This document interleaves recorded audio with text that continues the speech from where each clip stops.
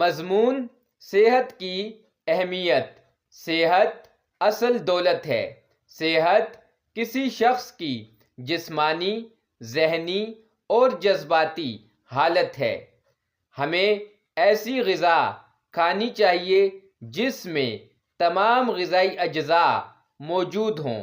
ہمارے جسم کو مضبوط بنانے کے لیے متوازن خوراک ضروری ہے۔ ہمیں پھل اور سبزیاں کھانی چاہیے اور جنک فوڈ سے پرہیز کرنا چاہیے۔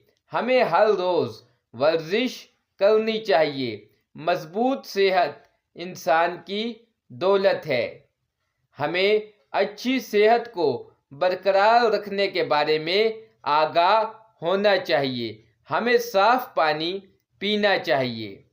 اچھی صحت کے لیے ہمیں اپنے ماحول کو بھی صاف رکھنا چاہیے۔